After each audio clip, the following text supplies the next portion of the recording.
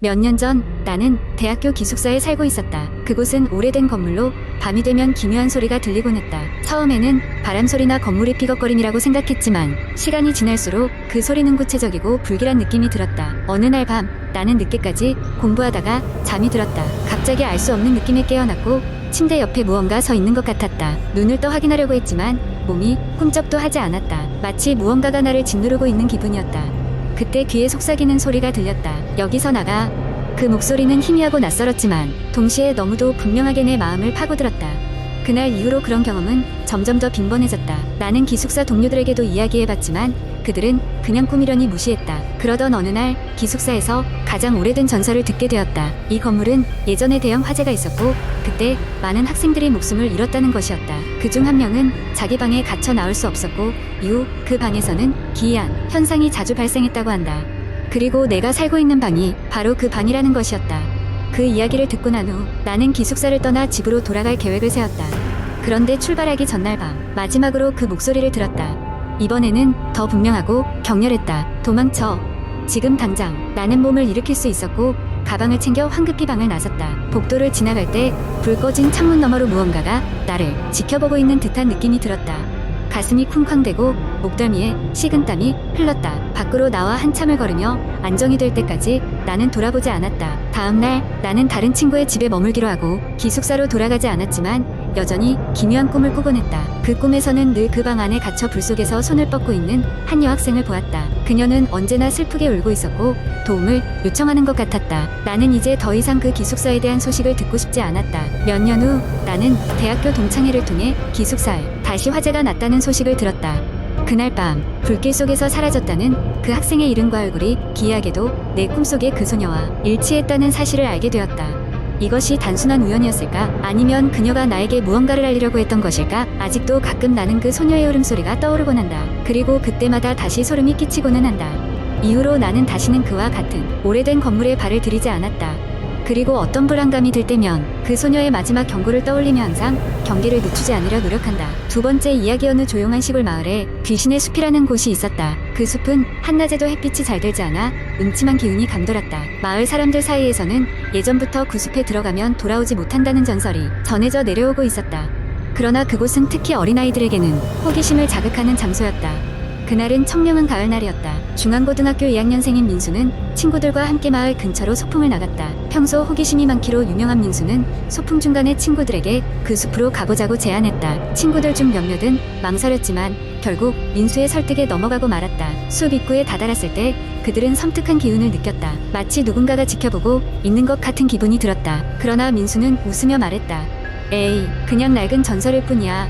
별거 아닐 거야. 아이들은 민수를 따라 숲으로 발걸음을 옮겼다.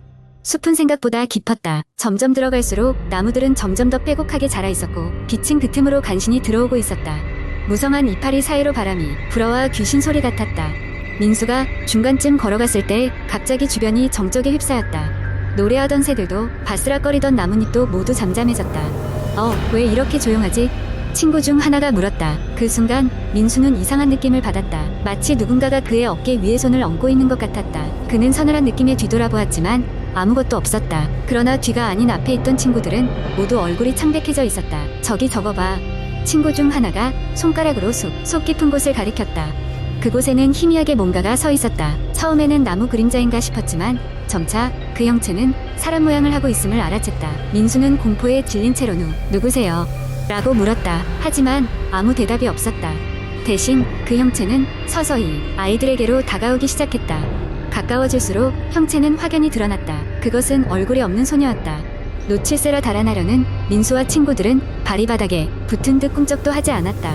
소녀는 그저 슬픈 눈빛을 하고 있을 뿐 위협적으로 보이지는 않았다. 그때 민수는 소녀의 입술이 천천히 움직이며 무언가를 속삭이는 것을 알아챘다. 다시 돌아올 수 없었어요. 라는 말들이 희미하게 들려왔다. 소녀와 눈이 마주친 순간 민수는 마치 시간과 공간이 왜곡된 듯한 기분이 들었다. 그 소녀의 과거가 순간적으로 스쳐 지나갔다. 옛날 이 숲에서 실종된 소녀가 있었다. 소녀는 마을 사람들이 내뱉은 무시무시한 소문 때문에 숲속으로 도망쳤다가 되돌아오지 못한 것이다. 그때부터 그녀의 영혼은 이 숲을 떠도는 저주에 갇혀버린 것이었다. 민수는 정신을 차리고 나서 소녀를 향해 조심스럽게 물었다. 어떻게 하면 당신을 도와줄 수 있나요? 그러자 소녀는 손가락으로 숲 가장자리에 오래된 나무를 가리켰다. 그 나무에는 용서와 이해라는 단어가 새겨져 있었다. 민수는 소녀의 아픔이 마을 사람들의 오해와 두려움에서 비롯된 것임을 깨달았다. 서로 이해하고 용서하는 마음을 전해야만 그녀가 자유롭게 떠나갈 수 있음을 알았다. 민수와 친구들은 마을로 돌아와 소녀의 이야기를 전했다. 그리고 마을 사람들과 힘을 합쳐 숲을 치우고 소녀를 기리는 작은 추모비를 세웠다. 그날 밤 민수는 이상한 꿈을 꾸었다.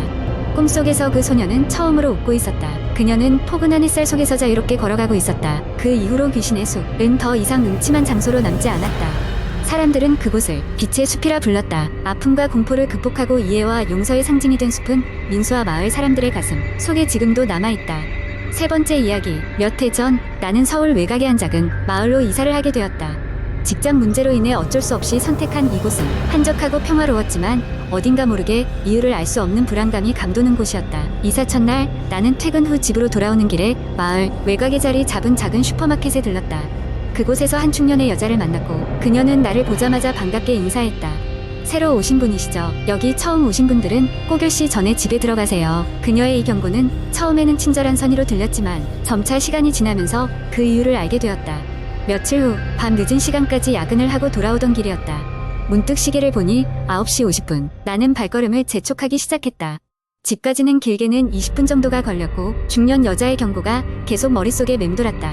어쩔 수 없이 조바심을 내면서 급히 발걸음을 옮겼다. 그런데 마을의 오래된 도로가에 이르렀을 때 흰 드레스를 입은 여자가 서 있는 것이 보였다. 어두운 밤 그 하얀 드레스는 몹시도 도드라져 보였다. 이상하게 생각하며 그녀를 지나쳤지만 뒤를 돌아본 순간 그 여자는 어느새 나를 향해 손짓하고 있었다. 순간 등골이 오싹해졌다. 정말 잘못 본 걸까? 그 여자가 무서워 정신없이 달린 끝에 간신히 집에 도착했다. 그날 밤 침대에 누워있지만 계속해서 흰 드레스의 여자가 눈앞에 떠올랐다. 그래도 나중에야 피곤함에 눈이 감겼고 깊은 잠에 빠져들었다. 그런데 새벽 차가운 기운에 잠에서 깨어났다. 창문이 살짝 열려 있었고 커튼 사이로 희미한 달빛이 스며들었다. 그때 밖에서 백색 드레스의 여자가 창문 밖을 지나가는 모습이 보였다. 얼른 창문을 닫고 커튼을 치자 그 순간 확실히 그 여자의 울부짖는 소리가 들렸다. 반복해서 돌아와 라고 울부짖는 소리가. 일이 벌어지고 난 후 나는 아침에 마을 슈퍼마켓의 중년 여자에게 찾아가 어젯밤 이야기를 털어놓았다. 그녀는 내 이야기를 듣더니 심각한 표정으로 말했다. 그 여자는 이 마을의 전설이에요. 예전 이곳의 여성이었는데 사랑하는 남자를 기다리다가 결국 돌아오지 않자 그만 세상을 떠난 거라죠. 그때 이후로 나는 절대 10시가 넘기 전에 집에 돌아가야 한다는 불안감에 사로잡혀 살아가게 되었다.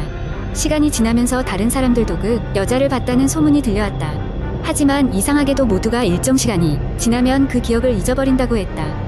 그나마 나는 그날 사건 이후로 다시는 그 여자를 마주치지 않았고 결국 이 마을을 떠나게 되었지만 아직도 어두운 밤이면 가끔 그 흰 드레스가 떠올라 잠을 설치곤 한다. 그리고 때때로 골목길을 지나갈 때마다 그날 들었던 울음소리가 다시금 메아리처럼 들려온다. 돌아와. 네 번째 이야기. 어느 한적한 시골 마을에 젊은 부부가 이사왔다. 그들은 도시의 번잡함을 피해 조용하고 평화로운 삶을 꿈꾸며 이곳에 터를 잡았지만 마을 사람들은 그렇게 친구를 사귀지 못했다. 마을 사람들은 그 저택을 저주받은 집이라고 부르며 그 부부에게 그곳을 살지 말라고 경고했다. 그러나 젊은 부부는 그런 소문을 무시했다. 그들은 본인이 이성적이고 논리적인 사람이라고 생각했다. 부부가 이사온 첫 주에는 아무 일도 일어나지 않았다. 그들은 절대적인 평화 속에서 여유로운 시간을 보냈다. 하지만 이상한 일은 그 다음 주 월요일부터 시작됐다. 아내는 부엌에서 저녁 식사를 준비하고 있었다. 갑자기 차가운 바람이 지나가면서 등골이 오싹해졌다. 창문은 물론 모든 문이 닫혀 있었기에 그녀는 이상하다고 생각했지만 대수롭지 않게 여겼다. 그날 밤 남편은 뭔가에 놀라서 잠에서 깼다. 그는 집안에서 누군가 걸어다니는 소리를 들었고 아내가 돌아다니고 있는 줄 알았다. 하지만 옆을 보니 그녀는 여전히 그의 옆에서 깊은 잠에 빠져 있었다. 소름이 돋은 그는 침대에서 일어나 소리가 나는 부엌으로 조심스럽게 갔다. 그러나 부엌에는 아무도 없었고 모든 것이 제자리에 있었다. 그는 신경과민이려니 하고 다시 침대로 돌아갔다. 이튿날에도 기이한 일은 계속되었다. 아내는 낮 동안에도 누군가 자신을 지켜보고 있는 느낌을 받았고 순간적으로 그림자가 스쳐 지나가는 것을 목격했다. 거실의 불투명한 창문 너머로 검은 형체가 그녀를 응시하고 있었다는 것이었다. 그 형체는 금방 사라졌지만 그녀는 두려움에 사로잡혔다.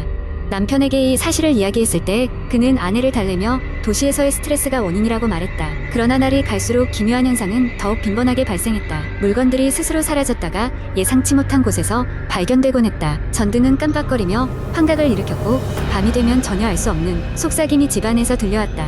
목소리는 심지어 가끔 두 사람의 이름을 불렀다. 부부는 점점 불안해졌고 두려움은 현실로 다가왔다. 악몽 같은 일들이 계속되자 부부는 결국 마을 사람들의 이야기를 듣기로 결정했다. 그들은 오래된 마을의 원로를 찾아가 무슨 일이 있었던 것인지 듣기 위해 방문했다. 원로는 깊은 한숨을 쉬었다. 그 집에는 전 주인이 가족을 비극적으로 잃었고 괴로움 속에 자살했다는 처참한 이야기가 있었다. 그의 영혼이 여전히 집안에 남아 가족을 애도하며 떠나지 못하고 있다는 것이었다. 그 영혼은 너무나도 외로움 속에서 새로운 주인을 질투하듯 괴롭히고 있는지도 모른다는 것이었다. 부부는 그 이야기 후로 더 이상 그 집에 머물 수 없겠다고 판단했다. 그들은 모든 것을 정리해 떠나기 전 마지막 밤을 보내기로 결정했다. 하지만 그 마지막 밤에 직접적인 위협을 느끼게 된다. 그들이 자고 있는 침실에서 문이 쾅쾅 열리더니 알 수 없는 힘에 의해 바이올린의 쓸쓸한 선율이 울리기 시작했다. 이윽고 공포에 질린 부부 앞에 전 주인으로 추정되는 뿌옇고 슬픈 모습의 남자가 나타났다. 그는 무언가 간절히 말하고 싶어하는 듯 보였으나 그걸 알 수 없었다. 결국 부부는 마지막으로 그 집을 빠져나왔다. 다음 날 아침 비로소 그들은 마을을 떠나며 다시는 돌아오지 않기로 맹세했다. 그들은 이 경험을 통해 귀신, 유령이라는 게 단순한 미신이나 전설이 아님을 깨닫게 된 것이다. 이 이야기 이후로도 그 마을과 저택은 한동안 사람들 사이에서 잊히지 않은 화제가 되었고 부부의 경험은 공포의 전설로 남아 오늘날까지 사람들 사이에서 회자되고 있다. 현재까지도 그 집은 비어있으며 방문자는 발걸음을 조심히 옮길 수밖에 없다. 조용한 마을 속 저주의 저택은 여전히 그늘 속에서 새로운 희생자를 기다리고 있을지도 모른다.